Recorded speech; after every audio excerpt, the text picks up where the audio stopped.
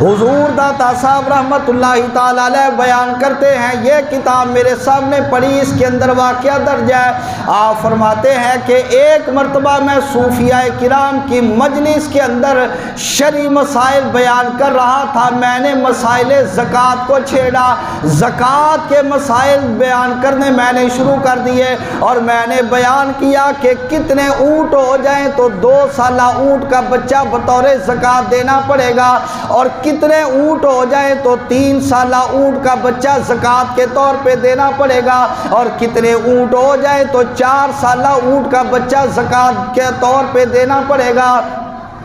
ایک بندہ کہ جس کو دین کا علم نہیں تھا، اب اس کے دل کے اندر خیال آیا مسئلے بڑے مشکل ہیں، اور اس کو شیطان نے ورگلایا، وہ اٹھ کر جانے لگا، سوچنے لگا کہ نہ میرے پاس اتنے اونٹ ہیں کہ مجھ کو زکوٰۃ دینی پڑے، لہٰذا یہ مسئلے وہ سنیں جس کے پاس اونٹ موجود ہو۔ داتا صاحب فرماتے ہیں بات کے اندر میں نے اس کو پکڑ لیا، میں نے کہا اٹھ کر جانے کی وجہ، اس نے اٹھ کر جانے کی وجہ بیان کی کہ حضور والا میں تو اس واسطے آپ کی محفل چھوڑ کے جا رہا تھا کہ نہ میرے پاس اتنا مال ہے کہ میں نے زکوٰۃ ادا کرنی ہو، اور میرا ان مسائل سے واسطہ پڑے کہ کب 2 سالہ بچہ زکوٰۃ کے طور پہ دوں، کب 3 سالہ دوں، کب 4 سالہ دوں، اس واسطے میں اٹھ کر چل دیا۔ آپ نے فرمایا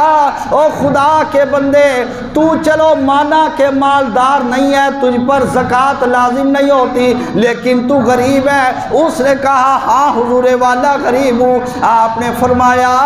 اگر تو غریب ہے تو پھر تجھ کو اس نظریے سے زکوٰۃ کے مسائل دینے والے نہیں بلکہ قبول کرنے والے سیکھ لینے چاہیے کہ اگر کل کو کوئی بندہ تیرے پاس تجھ کو زکوٰۃ دینے کے لیے آ جائے تو کم از کم تجھ کو شرع کا اتنا مسئلہ تو معلوم ہونا چاہیے، میں زکوٰۃ لینے کا قابل ہوں یا کہ اس کا قابل نہیں ہوں۔ اب اس ایک مسئلے کو اگر کھولا جائے نا تو پوری تقریر ہے۔ آج لوگ کہتے ہیں او جی ہم نے کون سی نماز پڑھانی، لہٰذا چھوڑو، کیا ضرورت ہے نماز کے مسائل سیکھنے کی؟ اچھا نماز نہیں پڑھنی تو ہے، اور پڑھنی ہے کہ کوئی نہیں؟ کتے یہ تو نہیں ہونا نظریہ بن گیا کہ زکوٰۃ نماز مولویاں تے فرض عوام کی چھٹی ہے دے تو ہر مسلمان پر نماز فرض ہے، ہر مسلمان پر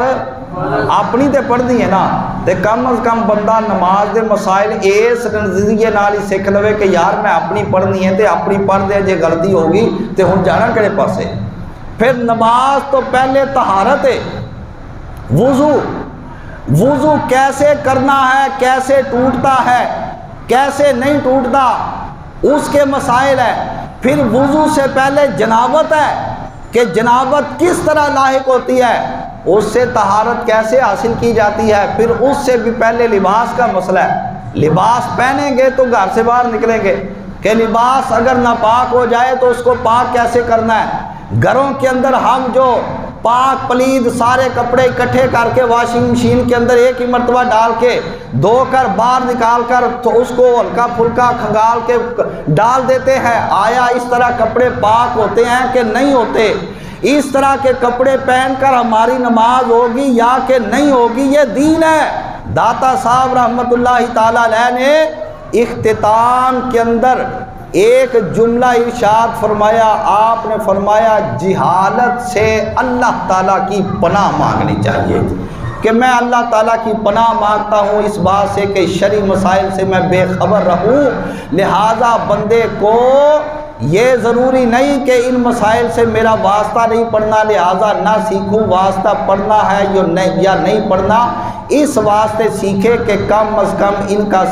کو سیکھوں گا تو یہ سیکھنا میرے لیے عبادت ہی لکھا جائے گا، اور کچھ نہیں تو عبادت ہی صحیح۔